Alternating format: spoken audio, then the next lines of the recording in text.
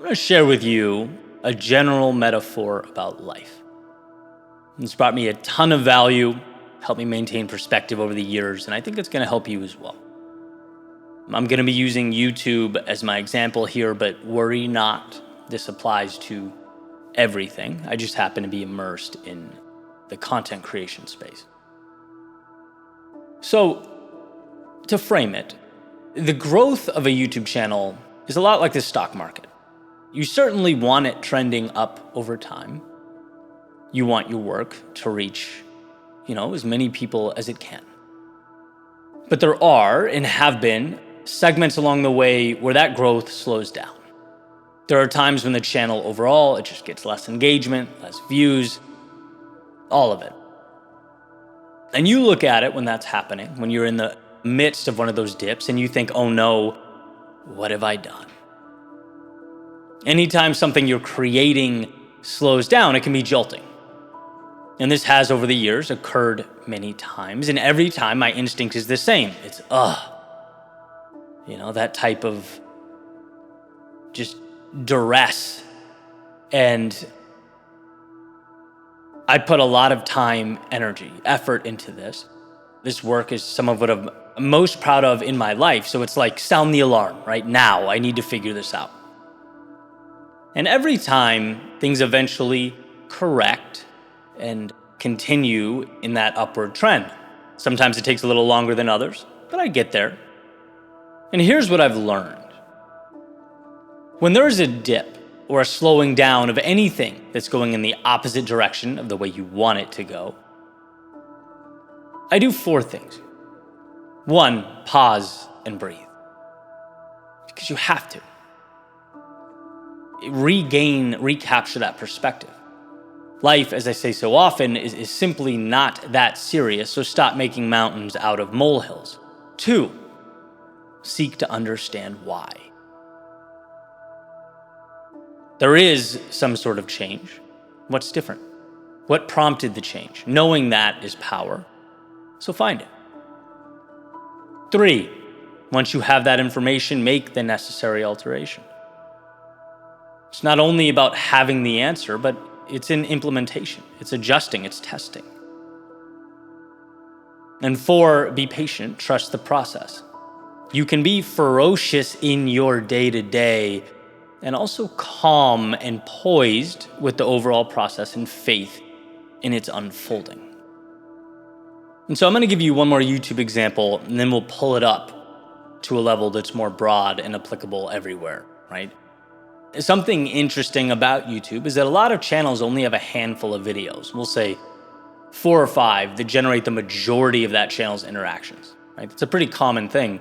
And so when things slow down, you can often point to one of those 4 or 5 videos. So let's say something does. There's a dip. You take that breather. 2, you inquire, pull back the hood. What's going on, right? It looks like one of these videos is not getting clicked as much as it was or it should. Okay, that's great to know. Now what do we do about it? Test different thumbnails, right? Try new ones. And you try and it fails, and you try and it fails, and you try and it fails, and you try and bam, one resonates. This new thumbnail gets clicked 3.3% of the time instead of 2.8. Everything goes back up. Impressions go back up. We have righted the ship. Right? And I know that's a very detailed example. Not everyone's a YouTuber, but everyone's, in their own way, niche down, doing their thing. Right? And so you have to look at it in the context of what you're doing. What's your metaphorical YouTube channel? When things are wrong, how can you pull back the hood, identify that piece, and tweak?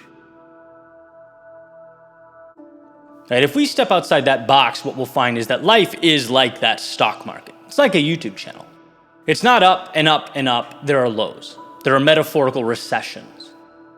There are times where it feels like the world is collapsing around us and we think, oh no, what do I do? What do I do? What do I do? It's over. In reality, nothing is over. This is the roller coaster ride that is life. You don't get highs without lows.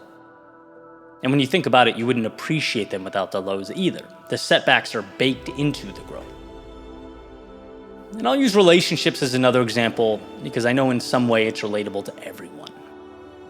When the wheels fall off the wagon with the relationship that meant something to you, whether it's a breakup, a falling out with a friend, whatever the case may be, the tendency is to perceive it as a falling down, the walls crashing down, rather than a little blip on your S&P 500. So what do? Same exact plan. 1, breathe. Understand that this is a process and all will be well. 2, you understand the why. You're human. You're going to feel emotion before you can reach any level of necessary pragmatism to fix anything. So allow that to occur. Gather yourself. And then ask what prompted the break. Were you too different? Did you not align? Why? What did you learn about yourself? About the type of people you allow into your life? 3, once you have that information, adjust. How can you be better moving forward? You'll never be perfect. Human beings are complicated and messy, and relationships are not an exact art. Too many variables. But that doesn't mean you can't improve your approach in the future, right? Mitigate some of the mistakes you made, target the things and people that you truly value. And as you do, and you are, number 4, patient in the process, you'll find things level out and ultimately begin to rise. That situation was not and never was the end of you. It was a necessary low before a future high. And so, 10,000 foot view. Remember that during your difficult times, those moments aren't indicators that life isn't working for you. They are a part of every journey, factors necessary to every ascent. And if you see them as such, you will conquer them, learn from them, and climb them to that place you most need to be.